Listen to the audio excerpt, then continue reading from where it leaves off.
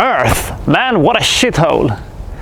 That is not a very nice thing to say about our beloved planet. Hello everybody, this is Victor and I am back from the United States, and for my first review back in Sweden I was thinking, what is the dice going to tell me this time? What am I randomly going to review this time? The answer was pretty sweet and pretty simple and a little bit underwhelming.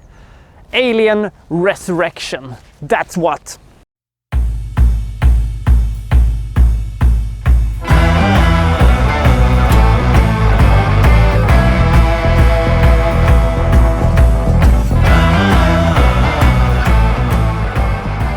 "200 years into the future, in the year 2379, Ripley is brought back to life as a clone basically to her old self. She is on a big ship where scientists are trying to do what the corporations from the first 3 Alien movies tried to do for all those years, trying to make the xenomorph as a weapon. So they have some scientists and they have some military guys, and they have basically, you know, captured these creatures and they are keeping them in, you know, strong cages and stuff like that. And Ripley informs them they will escape. You will die. Which is a little bit of a spoiler for the rest of the movie, but what would you expect something else from an Alien movie, really? So they're running these pretty illegal experiments there on the ship, and at the time trying to control the xenomorphs. They're using some space pirates to get them the bodies they need for their experiments, led by Ron Perlman and Winona Ryder, a very odd couple indeed. Because they have security on a basically Bowser level, it's not going to take too long for the xenomorphs to escape and cause havoc on this ship. And now it is up to the space pirates and Sigourney Weaver, along with some red shirts, to try to, you know, survive in this ship before it crash lands on Earth. It should also be mentioned that Ripley basically has, you know, alien DNA in her. She's super strong, she is a little crazy, and her blood is a little bit acid-like. Not that much, but a little bit. So can they really trust her? Because will she see the xenomorphs as one of her, or will she help the space pirates? Who will make it out, and can they survive this? Stay tuned to find out in Alien Resurrection. I love the Alien trilogy. I think that Alien and Aliens are 2 of the best movies of all time. It's some of my absolute favorite movies, and I think that Alien 3 is one of the most underrated movies that has ever been made. I will explain why in a later review somewhere down the line when it shows up. This is not on the level of those 3 movies, but I still think it has enough good stuff to, well, at least make it compelling. But let's take a look at what we got, shall we? So Jean-Pierre Jeunet, who made The Delicacy, The Children of the Lost City, A Long Engagement, and Emily from Montmartre, quite a good track record, was an odd choice for directing the 4th Alien movie. But I love that they have made all these Alien movies with a little bit of, you know, left field directors who will bring their own personal style to the franchise. Ridley Scott's first movie was basically a horror movie.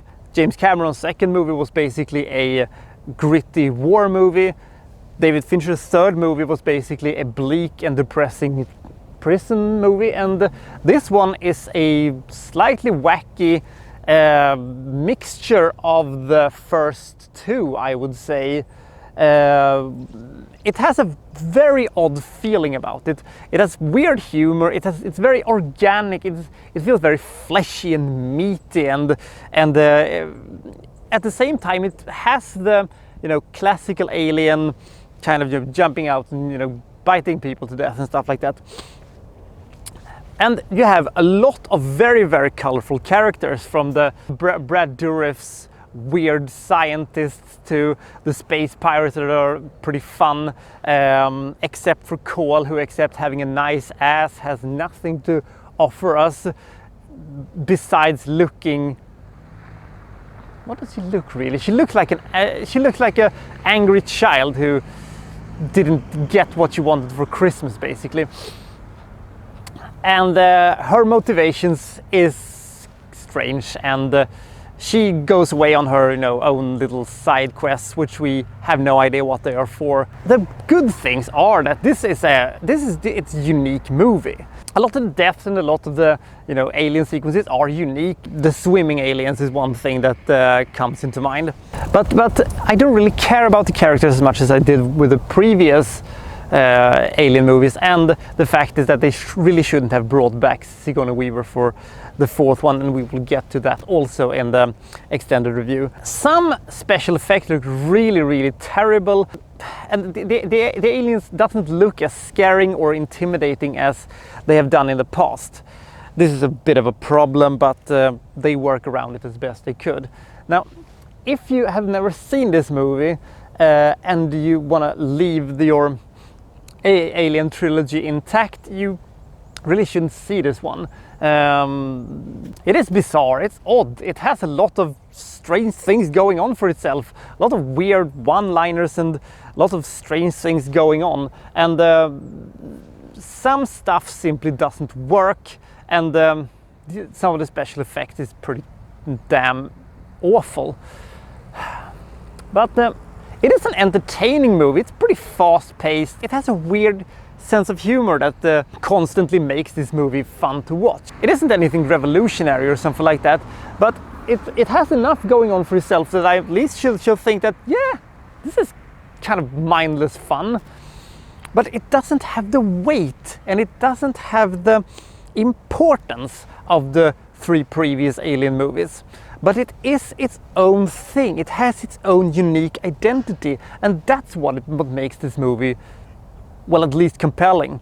However, this movie suffers a little bit from what I would like to call third act disease. When you have about 40 minutes left of the movie, I said to myself, this is actually a really good movie. I really like this movie. It's fun. I mean, it isn't as good as the previous ones, but it's still a really fun movie. Then the movie takes a little bit of a walk off a cliff, you could say.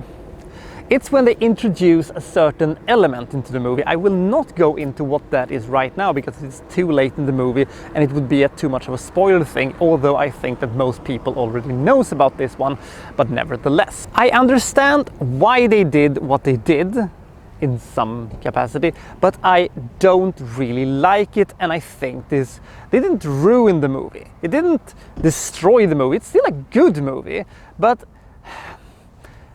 it was just too distracting, and the movie, suffered for it. But in all, this is a pretty entertaining movie.